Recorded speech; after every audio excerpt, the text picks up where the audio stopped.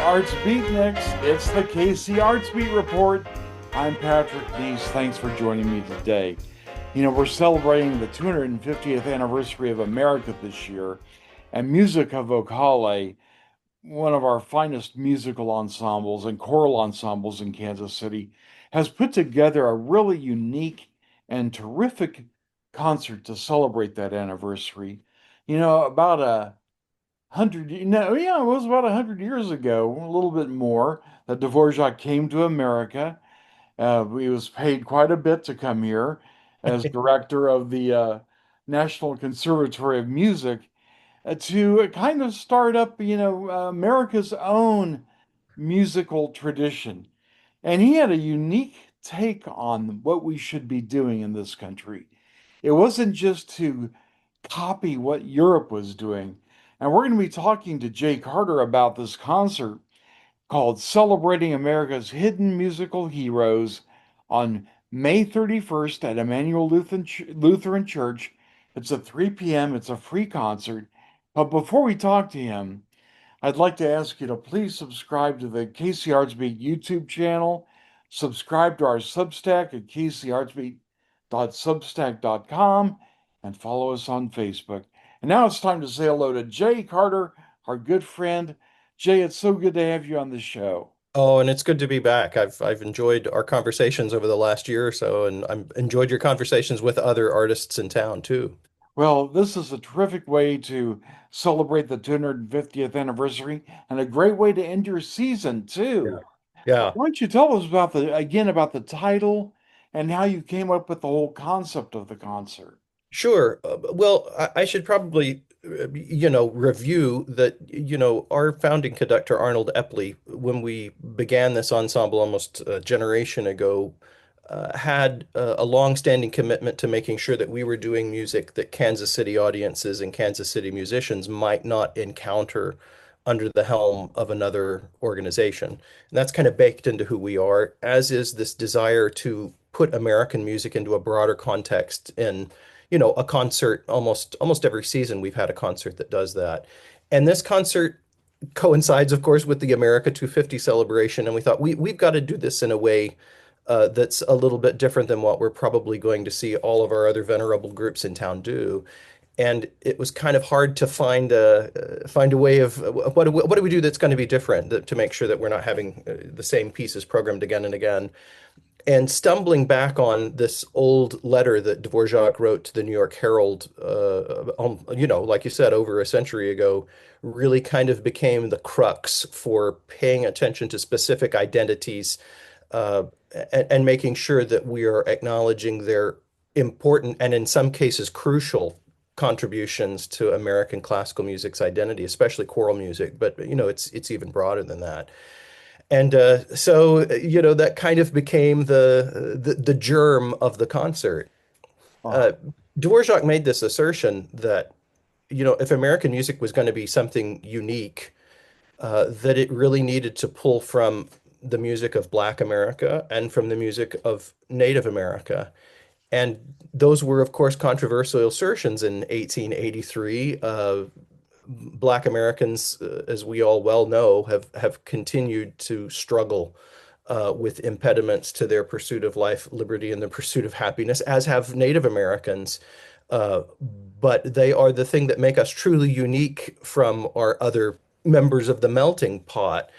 And Dvořák is really saying this is the thing that you have, America. This is the thing that you should take as your musical identity, and really to deliberately craft a musical tradition that follows it. So it's that was kind of the launching point for this concert. uh-huh. Well, I have to say, I think it's so admirable of Dvořák to have written that editorial in the New York Herald because it would have been so easy for him to come over here and just, Yeah. start up a Eurocentric conservatory and ignore, as you were saying, the really crucial contributions that Blacks and Native Americans have made to our culture. And I'm sure the circles that he probably ran in with in New York probably couldn't care less. I'm assuming, Yeah. being Well, presumptuous. there was substantial pushback, and like lots of things, there are kind of letter writing campaigns and things like that that begin. And there were a number of American composers who disagreed pretty violently with Dvořák's assertion, and there were even some European composers who disagreed with him as well, including the one that hurt my heart the most was Anton Bruckner, whose choral music I adore and whose symphonies I adore. But to hear that Bruckner, denigrated the contributions of Black Americans and Indigenous Americans as legitimate schools to base an American School of Music on, that hurt me more than the two other people that I'd never heard of before Yeah, in for passing. sure. But there Yeah. were a number of people who jumped on board with Dvořák. He was actually preceded by a Creole American composer, Louis Gottschalk, who embraced the melting pot of America through his native New Orleans and incorporated that into his piano music. The Anglo-German composer Frederick Delius rather famously penned a number of works that were inspired by his time in America, specifically paying credit to the music that he heard in Jacksonville, Florida, being sung by primarily African American dock workers and people who worked on the orange plantation that his parents put him in charge of as an attempt to try to distract him from composing. Um, and that has also kind of become America's world export in terms of classical culture, with people like Michael Tippett incorporating the spirituals into his oratorio, A Child of Our Time. So it's, Dvořák's assertion, I think, is played out as being absolutely bang on over the last 120 plus years, although there have been some temporary kind of blips that have distracted from it. But I think it's got the staying power in the long term. And we're at a time now where we're paying attention to that is probably more needed than ever. And we're our reminders of the fact that we are an enormous, complicated melting pot. And we Uh, have to give credit yeah. too to didn't Dvořák have a close associate at the National Yeah, Conservatory? He was an African American. that's right. One of the first successful Black American composers was Harry Burleigh. He was in that first generation. He was a student that was enrolled at the school, which was new at that point. It was located in the north, so segregation was somewhat cooled a little bit in the north. It was probably still not a great situation, but he was there, and Dvořák recognized his innate skill and talent and nurtured it. He also made him his assistant, and there was a sharing of information back and forth. I think Dvořák probably came in the door wanting to say, tell me about the music of America. What do you know? And Dawson, or I'm sorry, wrong composer, Burleigh sang him a number of songs that Dvořák later took as the inspiration for a number of other pieces, including his Ninth Symphony. Uh-huh. Now, you're doing music on your program by a composer named Nathaniel Dent. Dett, yeah, Dett, D-E-T-T. excuse me, Yeah, Dett. yeah. Dett, right. Tell Yeah, us he about comes from him. that next generation Uh, of Black American composers. He's actually born in Canada. His grandparents were fleeing slavery in the South and had settled there on the border of Canada and the United States. And as he grew, he sought out musical training in the United States and claimed American citizenship and became the first Black American to graduate from Oberlin Conservatory, which was founded by abolitionists, a generation or two before that. Um, Debt, Dvořák's letter is really still holding a lot of power when Debt is coming through the system, and he was exposed to Dvořák's music and Dvořák's ideas about the basis for a unique American school while at Oberlin, and he immediately begins writing musical material that takes the American spiritual and gospel song tradition, but applies the European classical music lens to it, particularly Bach's music. If you we did a piece a few seasons ago by Det, and it feels exactly like a Bach chorale motet.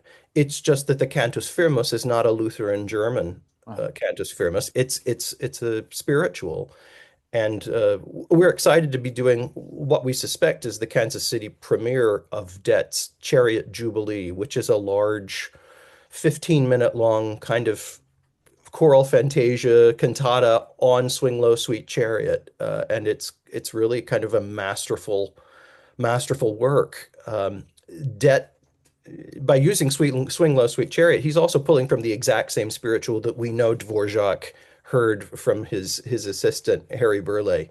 And I like to think that maybe this was Dett claiming his identity in a really powerful, strong way. It was a very, very fabulous premiere and was highly acclaimed in 1920 or so when it happened. Unfortunately, American attention really got caught up with the emerging school of Schoenberg and Berg and composers of that ilk. So there was a period of time where the style Dett was composing in became considered unfashionable. Mhm. And I'm sure his race had something to do with it as well. Mhm. Um, Do many of his works survive? we are fortunate that in the last 25, 30 years, a number of American choral conductors and scholars have begun to go through and make critical editions of Dett's music. Marcus Garrett up in Nebraska is one of those. Jason Max Ferdinand, formerly of Oakwood University, now at University of Maryland College Park, is another. So there's a rediscovery of Dett's music, and it is finally becoming more broadly available.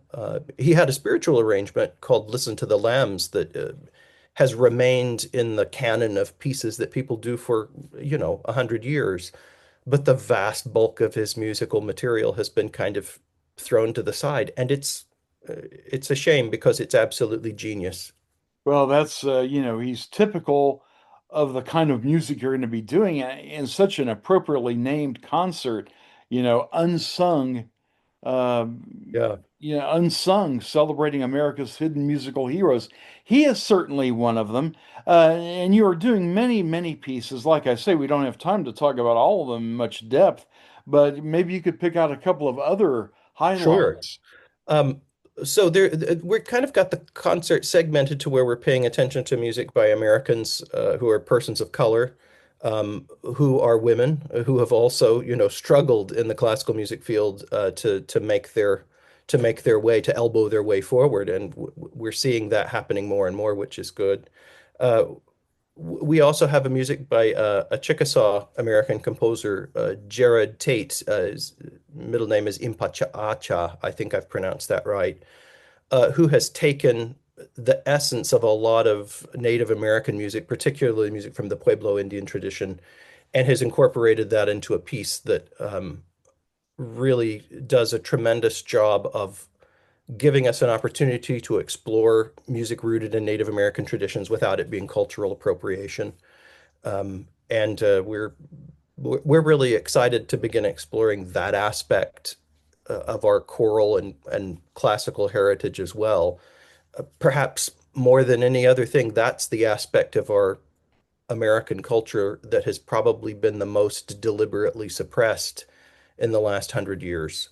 Um, and they've, slowly since 1978, especially with the repeal of a century-old prohibition against expressing a Native American culture, we've begun to see generations of American composers from indigenous backgrounds beginning to also make those kind of inroads that we've happily seen Black American composers and female composers also begin to move forward. So that piece is called Visions of a Child, a Pueblo Lullaby, and it's kind of again, about a 10 to 15 minute long piece that really pulls from that tradition very deliberately. And it's tough as nails, and we're excited to do it.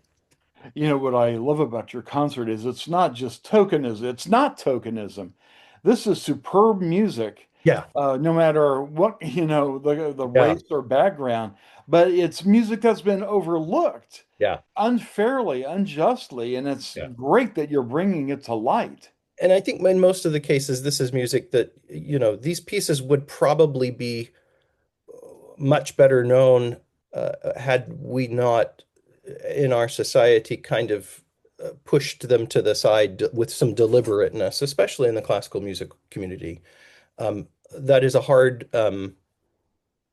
that's a hard thing to kind of own up to. And we are an ensemble that is, primarily white Americans of European descent. Um, and so for us to do this, we're trying to do this in a really thoughtful, sensitive way without trying to be saviors of a culture or appropriating this music in a way. And I hope we're able to do that in a way that pays the homage to these pieces that they absolutely deserve and to draw some attention to them. My hope is that in 150 years, this is a conversation that people will be astounded that we had to have. Mhm. But, I can't see the future. Uh-huh. Just because I don't know how it's going to turn out, I don't feel like we can just leave that alone and assume it's going to be okay. Right. Music and history are not always kind to things that really should be acknowledged and paid attention to until long after the fact. And it's usually because other people are paying attention that it gets preserved and passed along. And we want to make sure that we're participating in that as much as we can. Absolutely. And as I say, this concert isn't just a charitable event. This is a Yeah. really going to be listenable and Yeah. enjoyable. And if you like to hear new music or you want to expand your horizons, man, this is the concert to do it with.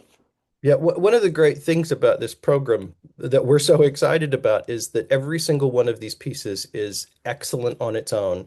And some of them are, apparent that there's a specific cultural rooting. And in other cases, there are pieces by composers that unless you chose to look up their biography online, you would know nothing about them other than the fact that they were an American composer. Mhm. And I think that's an important thing that we don't pigeonhole composers into a specific thing. Say that's they do arrangements of folk songs, or that's all that they do. Um, Probably the greatest uh, example of that on this concert is a piece by Adolphus Hailstork from a set of choral pieces that he wrote called Nocturne, and it is a perfect postmodern piece in every way. It hits all of the benchmarks, and it's a beautiful and excellent piece. And I think it's a piece that ought to be in the core that every choral musician learns while they're in school or encounters over the course of their time putting in years of being a chorister. It's an excellent piece. I had never run across it before, and I'm so grateful to a colleague for showing it to me as something that ought to be done. I said, God, this is brilliant. So we're excited for that, as well as pieces by Maria Isabel Valverde, a living composer and a St. Olaf graduate from about 10 years ago, who's living in Texas.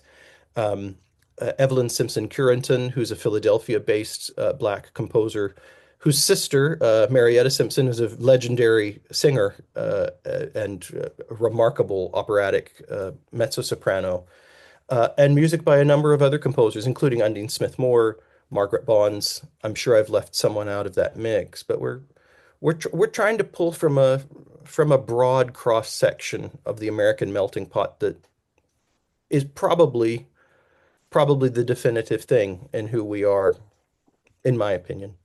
Well, I think people are going to go to this concert and leave thinking, where has this music been all my life? That's my hope. Yeah. Yeah, Yeah. it's going to be great.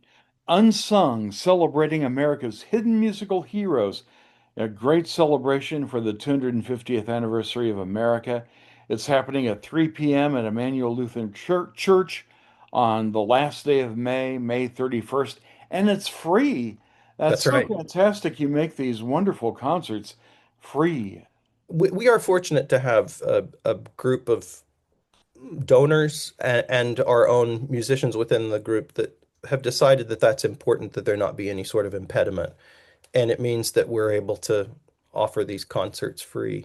We also try to make sure we're in venues that people may not know. And there are two Emmanuel Lutheran churches. There's the one in Westport that a lot of people know from over the years of concerts and Bach cantatas. Then on the east side at 42nd and Tracy, there is an older congregation that is there and a beautiful building that we've been in two or three times before. And we're excited to return to that Emmanuel Lutheran. That's at 42nd and Tracy, not at what is that, Bell and Westport Road. Yeah, I'm So, glad you they're not that mentioned far that. apart, but Right. they are very different places, and we're excited to be there at that historic congregation in Manheim Park. Excellent.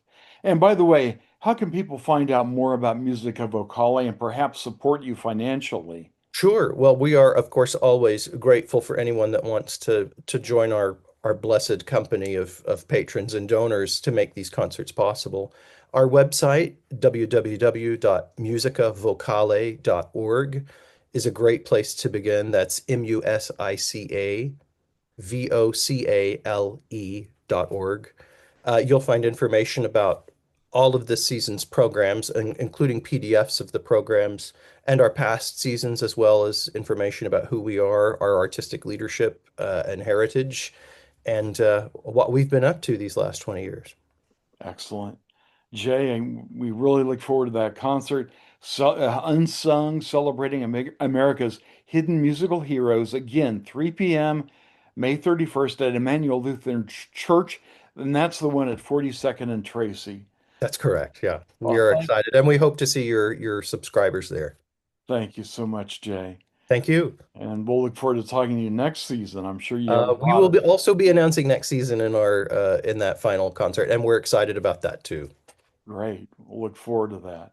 Thank you. Well, please, once again, like this video, share it with someone you know who loves great choral music and American history. Subscribe to our KC Artsbeat YouTube channel and our KC Artsbeat Substack at kcartsbeat.substack.com, and follow us on Facebook.